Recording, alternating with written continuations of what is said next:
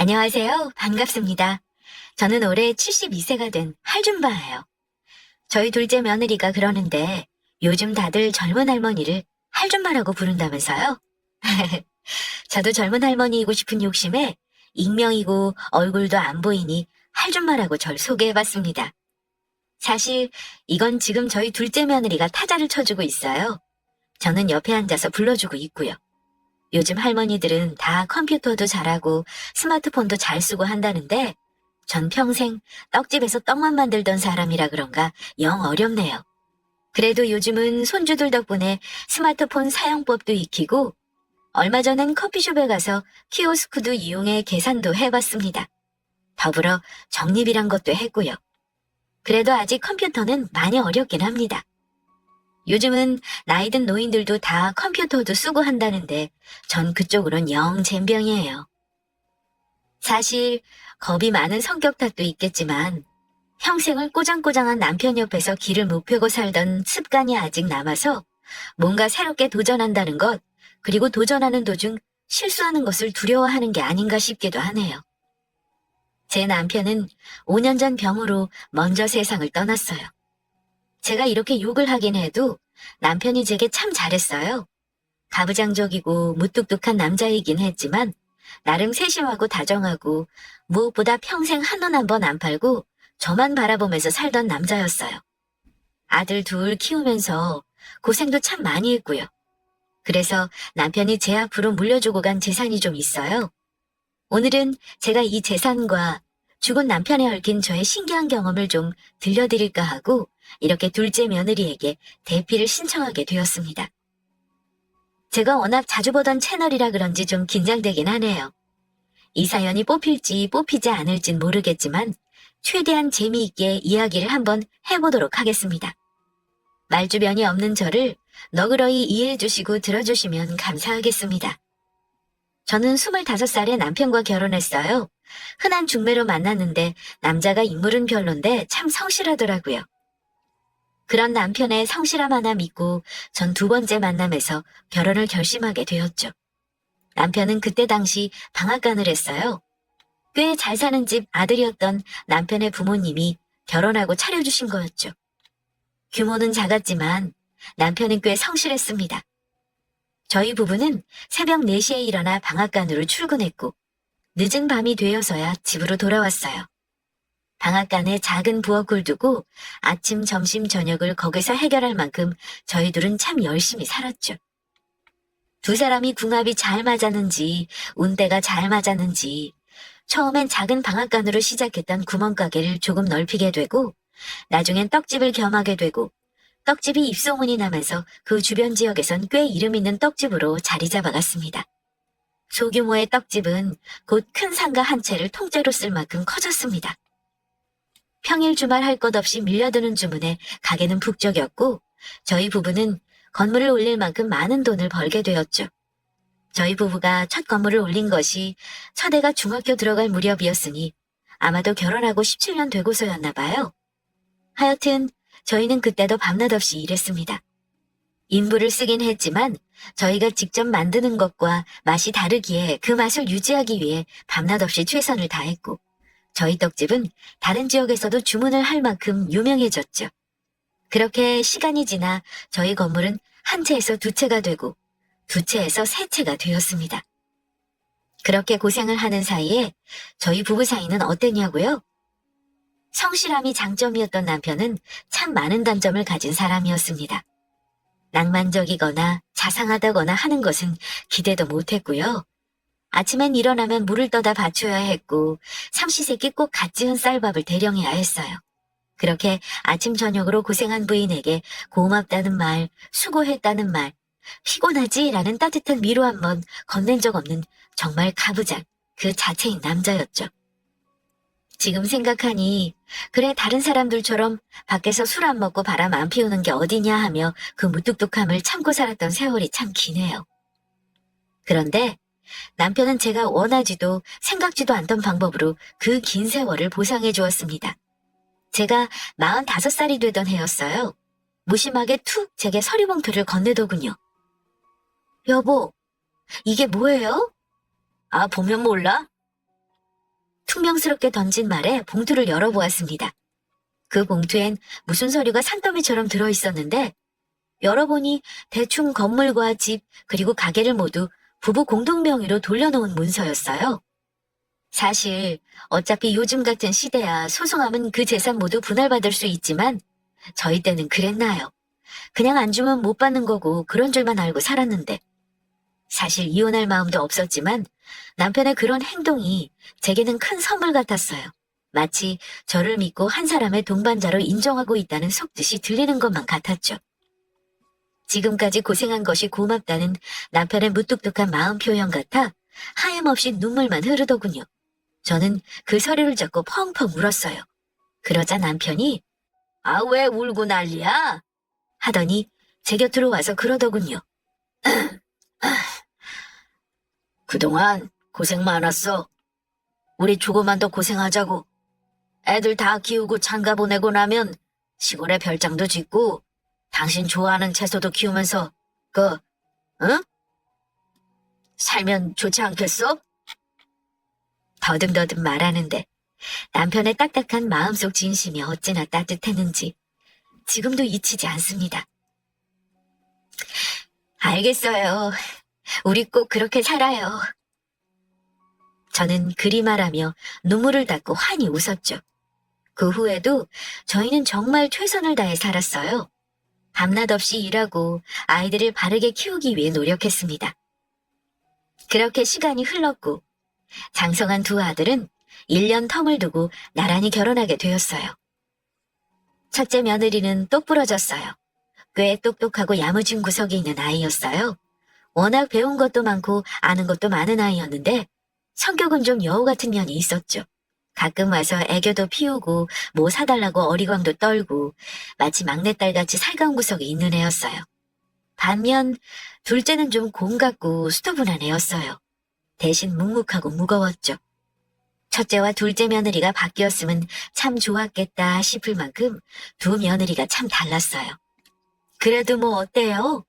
어떤 며느리든 아들과 잘 살아주면 감사한 거죠. 저희 부부는 둘 다 내 자식 하나 더 생긴다 생각하고 제 자식처럼 아끼며 살자고 다짐했습니다. 그렇게 둘째의 결혼식을 마친 날 밤, 남편은 몇 년 동안 한 번도 꺼낸 적 없던 이야기를 다시 꺼냈습니다.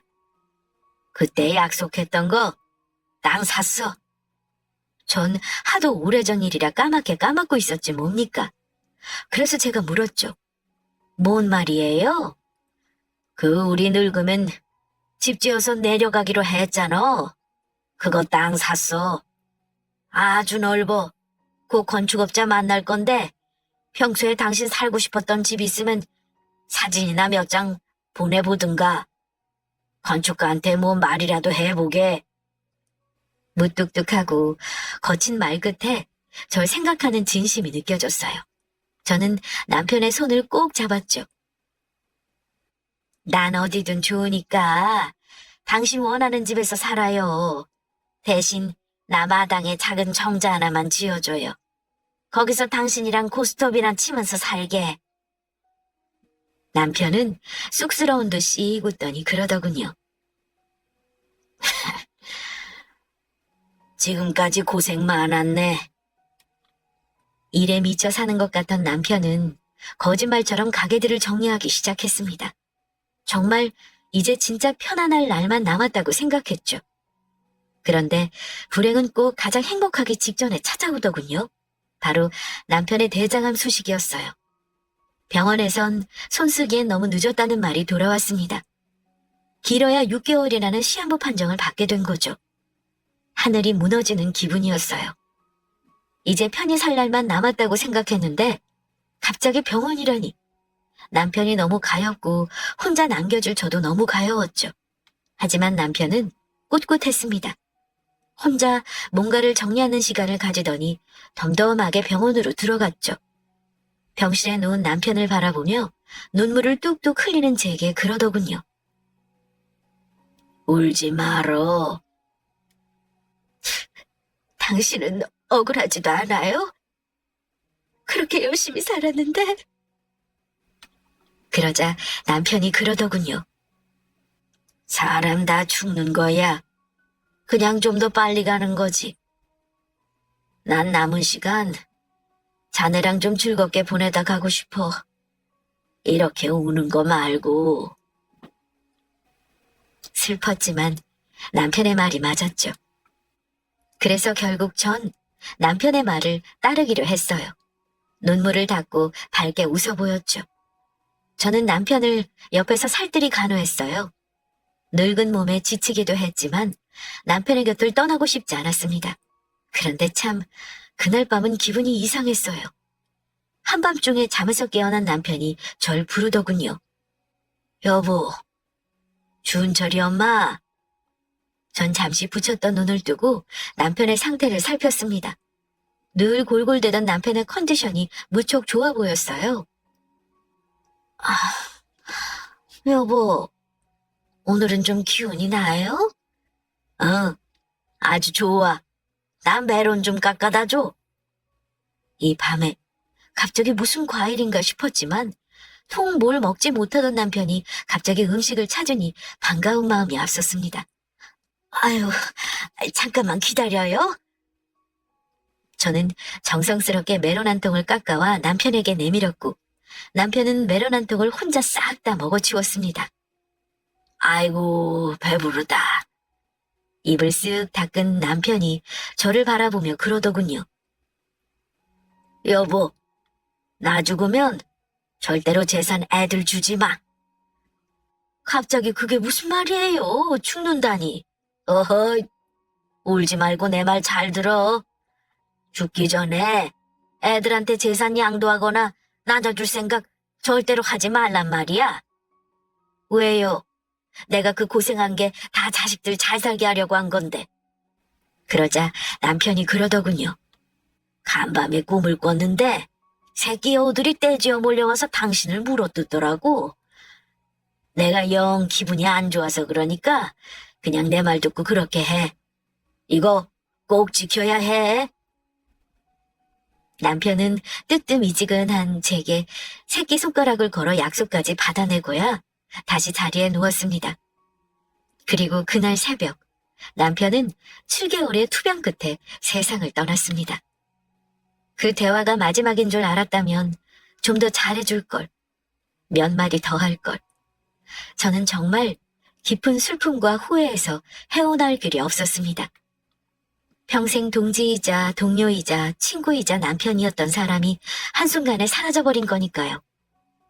그렇게 한평생 고생만 하다가 간 남편이 야속하기도 하고 불쌍하기도 하고 저는 한 달을 그렇게 집에 틀어박혀 눈물만 흘렸던 것 같아요.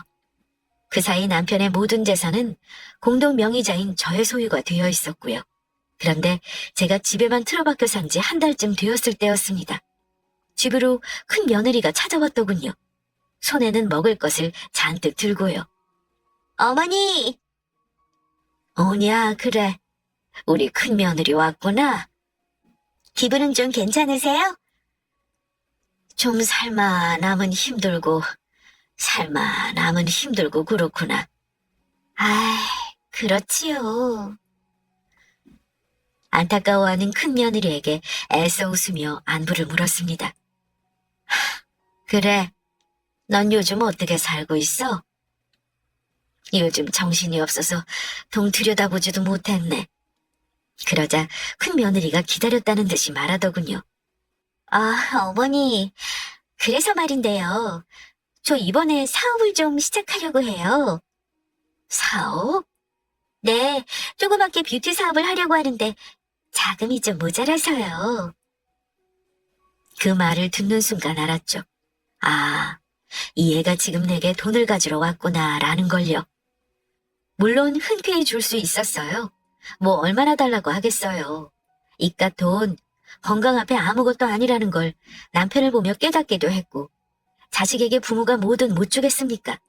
하지만 불현듯 남편과의 약속이 생각나더라고요. 절대로 죽기 전에 자식에게 재산 주지 말라고 했던. 제가 잠시 머뭇대자 며느리가 여우같이 눈을 뜨고 그러더군요. 큰 돈은 아니고요. 한 3억 정도면 되거든요.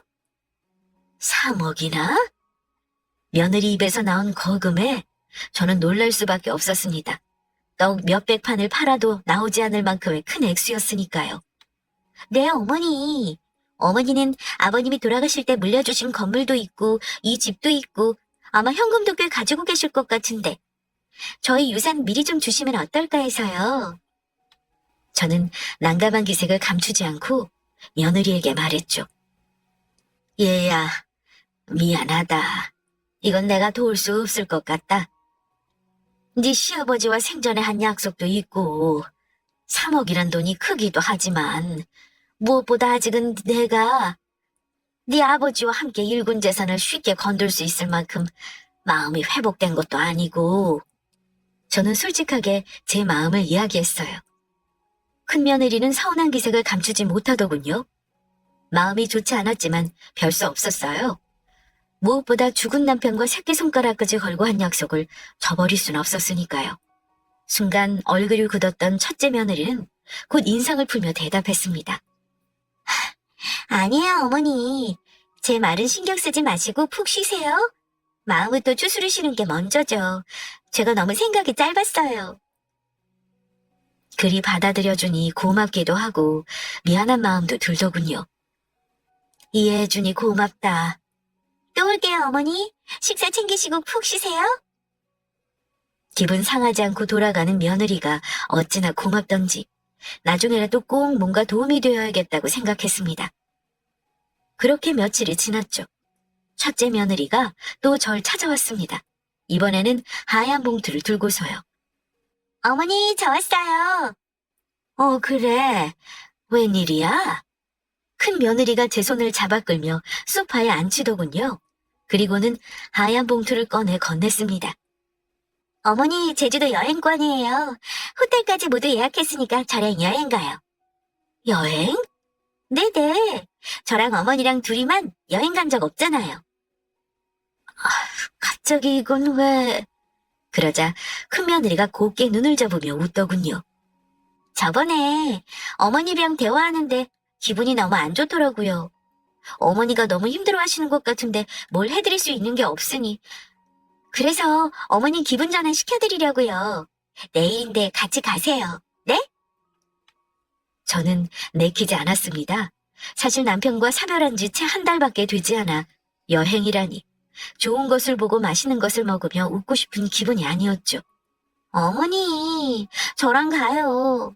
네? 네? 그러나 큰 며느리의 마음은 무시할 수가 없었습니다. 그래서 흔쾌히 허락했죠. 그래, 그러자꾸나. 그렇게 3일 후 주말에 함께 여행 가기로 하고 큰 며느리가 돌아갔어요. 그런데 참 그날 제가 바빴습니다. 왜냐하면 둘째 며느리가 찾아온 거였어요. 늘 묵묵하고 말이 없는 둘째가 왔길래 전 또 반갑게 맞았죠. 그래 아가. 어머니 하며 들어오는 며느리의 표정이 좋지 않더군요. 무슨 일 있니? 아니요, 어머니 잘 계시나 보러 왔어요. 그리 살가운 아이도 아니고 말도 없는 아이가 집에 찾아와 멀뚱히 앉아있더군요. 뭐 마실 거라도 줄까? 아니요, 어머니 할 거 하세요. 하면서요. 저는 좀 불편하기도 하고 당황스럽기도 했지만 그러려니 했습니다. 아무래도 혼자 된 제가 걱정되어 온 것 같은데 돌려보내기도 뭐했죠. 전 둘째 며느리와 함께 식사도 하고 TV도 보며 시간을 보냈습니다. 둘째는 그날 절 가만히 바라보고 쳐다보고 뭔가 관찰하는 것 같다가 밤늦게야 자리에서 일어섰습니다. 이제 가볼게요, 어머니. 그래, 종종 놀러와. 네, 근데 어머니, 뭔가 할 말이 있는 것처럼 망설이더군요. 그래. 뭐 할 말 있니? 둘째 며느리는 한참을 뜸을 들이다 힘겹게 입을 열었어요. 다른 건 아니고요. 형님이요. 형님? 첫째 말이니? 네, 형님 좀 조심하세요. 그게 무슨 소리야? 하다가 큰 며느리가 얼마 전에 제게 돈을 빌리러 왔던 게 생각나더군요. 이 속 깊은 애가 그걸 어찌 알게 되어 걱정돼서 온 거구나. 그제야 둘째가 왜 와서 하루 종일 제 곁에 붙어 있었는지 이해가 가더군요. 무슨 소린지 알겠다. 걱정하지 마라. 고맙다. 아신다고요? 응, 그래 알아. 아, 그럼 다행이고요. 그럼 저 걱정 안 하고 갈게요. 그래, 싱겁긴. 그렇게 둘째가 집으로 돌아갔고 전 늦은 밤이 되어서야 잠에 들어왔습니다. 그렇게 3일이 지났어요. 큰 며느리와 함께 제주도로 가기로 한 날이었죠. 곱게 차려입은 큰애가 절 데리러 집 앞까지 왔더라고요. 그렇게 전 큰 며느리와 제주도 여행을 했어요. 물론 마음 한쪽이 무척 무겁고 불편했지만 티를 내지 않았습니다. 오히려 더 웃고 즐겁게 시간을 보냈죠. 이렇게까지 신경 써준 며느리에게 고마운 마음에서였습니다. 이틀간의 여행을 잘 마치고 돌아왔어요. 큰 며느리는 아쉽다며 집에서 함께 잠을 자겠다고 하더군요. 혼자 있을 큰아들과 손주들이 걱정되었지만 며느리의 마음이 고마워 절대 거절하지 못했어요. 그리고 전 피곤해서 곤히 잠들었죠. 그렇게 다음 날이 되었고 큰 며느리는 집으로 돌아갔어요. 그렇게 다음 날이 되었습니다. 저녁 시간에 두 아들내외가 찾아왔더군요. 저는 예고에 없던 방문에 놀라 문을 열어주었습니다. 그런데 큰아들이 눈에 눈물이 그렁그렁 맺혀서 저를 끌어안더군요. 어머니! 그래. 이 시간에 너희가 다 무슨 일이니? 어머니, 치매라는 게 사실이에요? 큰아들이 묻자 큰 며느리가 눈가를 닦으며 그러더군요. 어머니가 어떻게 하시겠어요, 그걸. 제가 며칠 동안 어머니와 붙어있으면서 목격한 건데. 치매라니. 전 갑작스런 말에 너무 황당해서 할 말을 잊고 서 있었습니다. 그러자 둘째 아들이 제 손을 잡으며 그러더군요. 어머니, 병원 가보세요. 일단 치매인지 아닌지 확인을 해야죠. 확인은 무슨, 우리 와이프가 이미 봤다는데 요양원부터 알아봐야지. 어머니, 저 사실 어머니 찾아왔을 때 깜짝 놀랐어요. 어머니 바지에 실례하셨는데 그걸 모르고 계셔서 놀라서 확인하려고 제주도를 함께 갔던 건데 역시나. 저는 어안이 벙벙했습니다. 전 너무도 멀쩡하고 아무렇지도 않은데 치매라니. 본인은 자신 치매라는 걸 모른다던데 혹시 그런 건가? 저는 털썩 그 자리에 주저앉아 버렸죠. 멍하게 자식들을 올려다보는데 큰아들과 큰며느리는 울고 있고 둘째 내외는 뭔가 불만이 가득한 표정으로 그런 제형 내외를 쳐다보고 있더군요.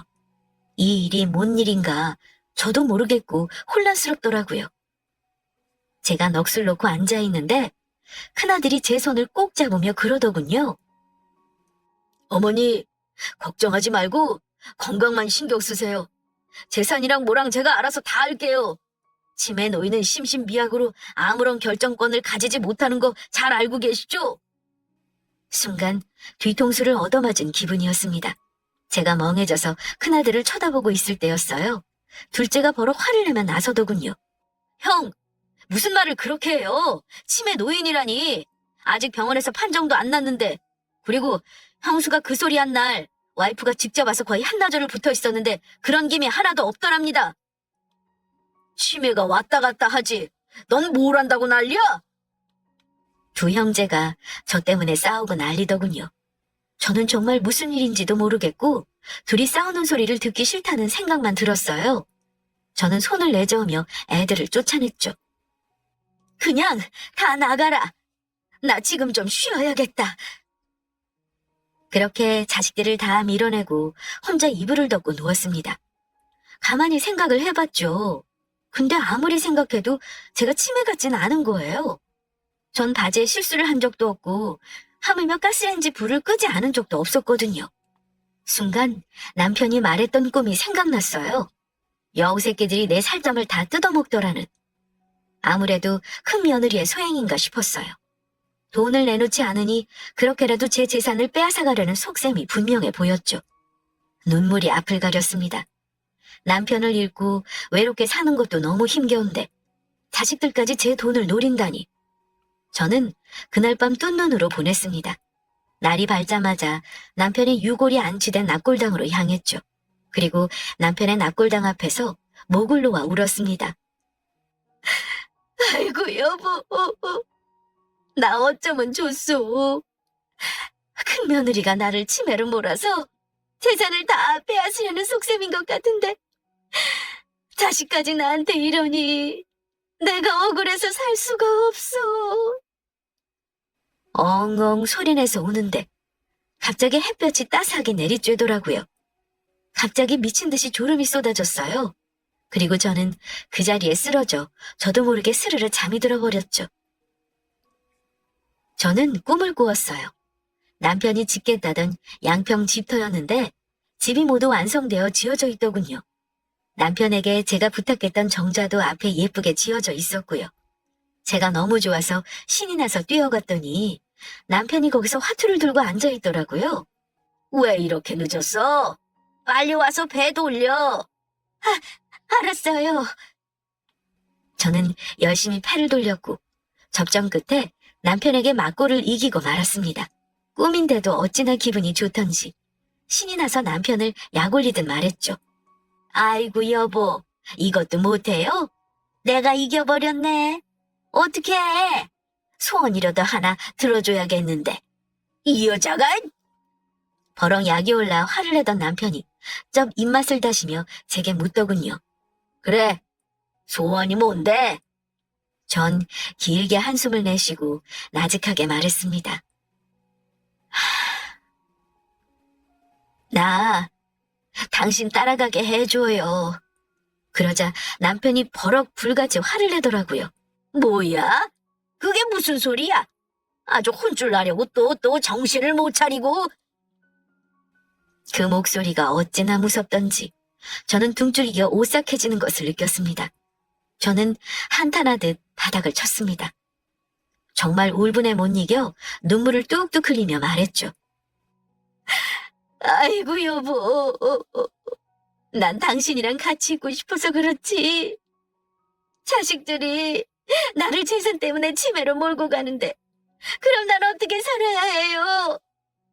진짜 난 앞으로 어찌해야 되냐고요.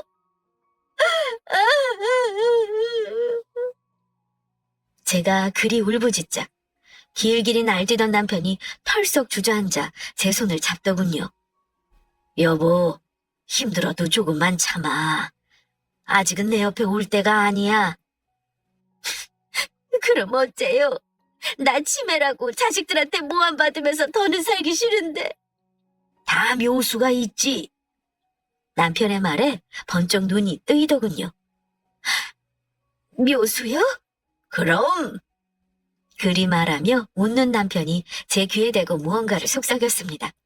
제가 잠에서 깨어난 건 그때였어요. 눈을 떠 주변을 둘러보니 남편도 정자도 사라지고 제가 아까 울며 지쳐 잠든 남편의 유골함이 앞이었어요. 저는 눈물이 맺힌 눈으로 남편의 유골함을 쳐다봤죠. 여보, 당신이 알려준 대로 한번 해볼게요. 저는 그 길로 서울의 큰 병원으로 향했습니다. 그리고 남편이 말해준 의사 선생님을 찾았죠. 잠시 앉아 기다리고 있는데 흰 가운을 입은 중년 남자가 저를 발견하고 뛰어오더군요. 아이고, 형수님 오셨어요? 저를 반갑게 맞아주는 의사 선생님의 얼굴이 낯익었어요. 바로 남편의 고등학교 후배였어요. 그렇게 자주 보고도 이렇게 큰 병원의 의사인 줄은 꿈에도 몰랐는데 저는 놀라 눈을 키웠습니다. 그리고 곧 제가 찾아온 이유를 말했죠. 저 치매가 아니라는 진단서를 받고 싶어요. 그건 왜요? 쓸 곳이 있어서요. 꼭 좀 부탁드립니다. 제가 의사 선생님의 손을 꼭 잡고 간곡히 말하자 의사 선생님이 웃으며 말했죠. 형수님, 그건 너무 쉬워요. 그냥 검사만 하면 되는걸요. 오늘 곧바로 검사하고 제가 손 쓰면 오늘 내로 검사 결과지 받아보실 수 있어요. 저는 치매 검사를 마쳤고 설마 진짜 치매라도 걸렸을까봐 검사 결과가 나오는 내내 심장을 졸였습니다. 하지만 검사 결과지는 당연히 예상한 바였죠. 전 치매가 아니었고 아주 정신이 건강하다는 결과가 나왔죠. 전 검사지를 들고 그 길로 변호사 사무실로 향했습니다. 제 손에는 인감도장과 건물계약서가 들려 있었어요. 제가 사무실에 도착해 앉아 있는데 둘째 며느리와 아들이 헐레벌떡 뛰어오더군요. 어머니, 어디 다녀오신 거예요? 나 잠깐 바람 좀 쐬고 왔다. 여기 앉아라. 전 침착하게 놀란 둘째 아들 내외를 앉혔습니다. 그리고 건물 세 채의 명의를 둘째의 앞에 물려주겠다는 내용에 사인했죠. 그리고 남편이 남기고 간 부동산 중 아파트 한 채, 그리고 양평 땅만이 제 앞으로 남은 상태였죠. 어머니, 이걸 왜 갑자기... 둘째네는 갑작스런 제 결정에 무척 놀란 기색이었습니다. 저는 꿈속 남편의 말을 다시 상기했죠. 둘째네는 애들이 얕지 않고 착해. 게다가 애들이 강단도 있지. 내가 첫째를 염두에 두고 절대로 유산 주지 말라고 한 거야. 그러니까 재산은 우리 둘째에게 다 넘겨. 첫째네 하는 꼴을 보니 이번 일 잘 넘어가도 당신 계속 괴롭힐 것 같아. 남편의 말을 떠올리며 저는 며느리를 향해 입을 열었습니다. 너 그날 나보러 집에 와서 할 일 없이 있다간 그날 말이야. 네, 어머니. 그날 혹시 나 치매 걸렸는지 아닌지 확인하러 왔니? 그러자 둘째 며느리가 고개를 푹 숙이며 몸둘 바를 몰라 하더군요. 저는 둘째 며느리의 등을 토닥이며 말했습니다. 괜찮으니 솔직하게 말해봐. 그러자 며느리는 그제야 사실을 이실직고하기 시작했습니다. 어머니 혹여 상처받으실까봐 조심스러워서 말씀도 못 드리고 저희도 소갈이 많이 했어요. 사실은 형님이 절 찾아오셨더라고요. 어머니 치매 걸리셨다고. 집에 찾아갔는데 자기를 알아보지도 못하고 막 우시는데 처음엔 저도 놀랐어요. 그런데 아무래도 이상한 거예요. 정정하시던 어머니가 갑자기 치매라니. 전조 증상도 없었는데 그럴 리가 없을 것 같고 평소 형님 성격을 제가 모르는 것도 아니고 아무래도 이상해서 제가 직접 확인하러 갔던 거예요. 이미 눈치는 채고 있었지만 억장이 무너지는 기분이었습니다. 역시 첫째 며느리가 절 찾아왔던 그날 제가 재산을 내놓지 않자 계략을 짠 거였던 거죠. 둘째 며느리는 한숨을 크게 내쉬고 말을 이었습니다. 그런데 제가 가서 보니 어머니가 평소와 너무 다름이 없으신 거예요. 그래서 확신했어요. 형님이 아무래도 거짓말을 하고 있구나 하고요. 근데 또 제주도를 다녀오시고는 어머니가 치매가 확실하다는 거예요. 도저히 화가 나서 저도 정말... 그랬구나. 그러자 둘째 아들이 불쑥 화를 내며 끼어들더군요. 근데 형도 너무하잖아요. 형수님 말을 믿는 건지 재산이 탐난 건지 사실 먼저 어머니 더 심해지기 전에 재산부터 어떻게 하자고 한 건 형이에요. 저는 씁쓸하고 가슴이 찢어졌지만 꾹 참았습니다. 그리고 말했죠. 잘 들어. 난 이 재산 첫째네 줄 생각 추호도 없다. 다 너희 물려주고 죽을 거야. 대신 조건이 있다. 첫째네에겐 내가 치매에 걸리지 않았다고 말하지 말고 아는 체 하지 마라. 어머니, 돌아가신 것도 아닌데 무슨 재산을 주세요. 저희 싫어요. 잔말 말고 받아. 나 어차피 죽으면 이 재산 다 자식들 몫이야. 근데 첫째네한테는 한 푼도 주기 싫구나. 이건 내 뜻이기도 하지만 네 아버지 뜻이기도 하다. 그리 말하자 둘째 아들이 의아한 듯 물었습니다. 아버지요? 꿈에 나와서 이 방도를 알려줬다고 하면 믿을 리 없을 테니 저는 말을 아꼈습니다. 그래, 일단 두고 보자. 네 형수가 어떻게 나오는지. 그렇게 시간이 흘렀습니다. 그리고 아니나 다를까 며칠 후 변호사 사무실에서 연락이 왔습니다. 첫째 아드님 부부 오셨어요. 어머니가 치매 걸려서 심신미약 상태라 유산 상속을 하지 못하는 상황이라고. 둘째네에게 넘긴 부동산 무효 처리해야 한다고 왔네요. 전화를 받은 저는 놀라지 않을 수가 없었어요. 정말 꿈속 남편의 말대로 일이 진행되고 있었어요. 남편의 꿈속 목소리가 귓가에 들리는 것 같았죠. 우선 내 후배가 있는 병원에 가서 치매가 아니라는 진단서를 받아. 그게 제일 먼저여야 해. 그리고 곧장 재산을 둘째에게 상속해.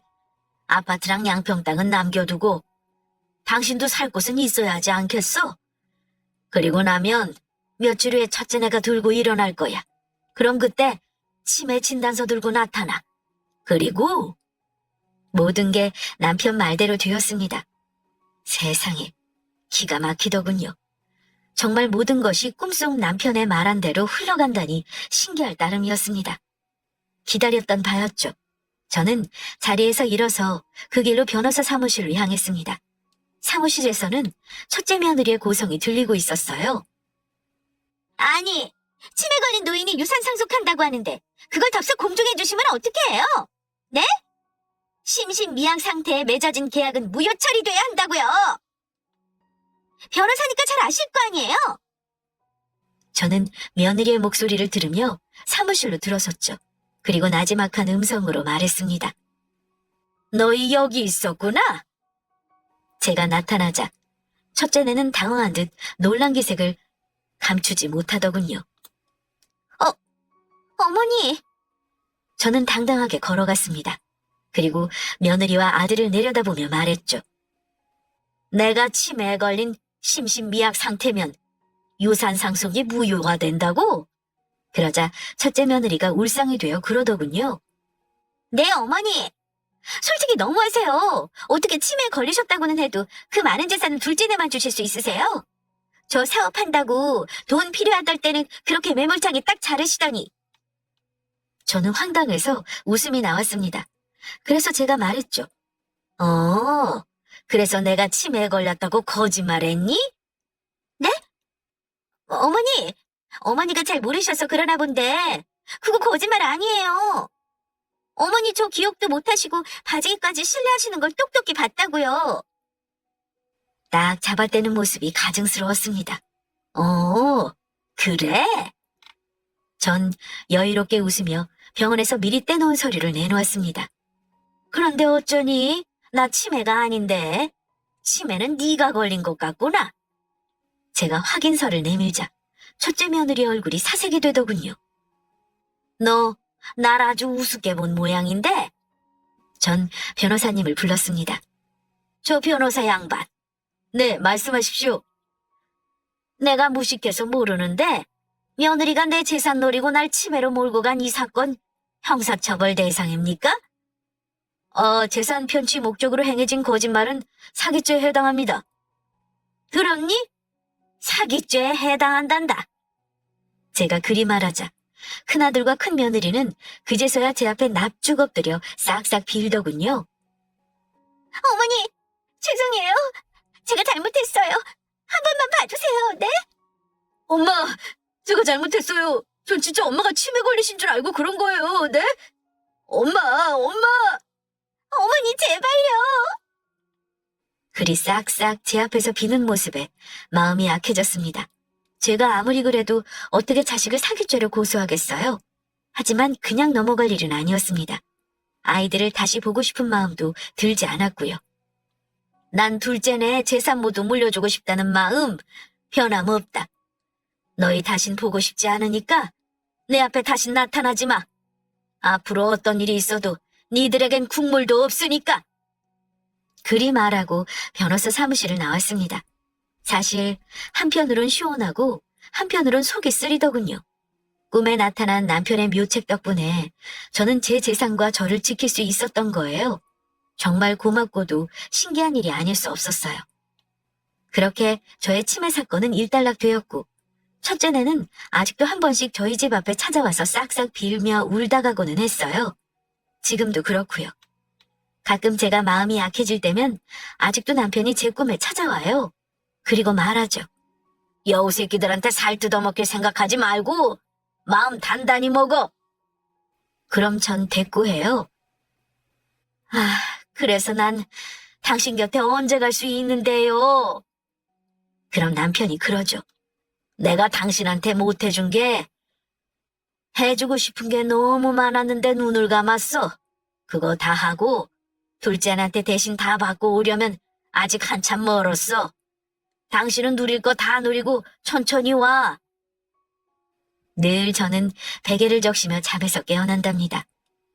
그런데 얼마 전에 남편이 또 꿈에 나왔어요. 양평집이었는데 정원이 아주 예쁜 꽃이 피었더라고요.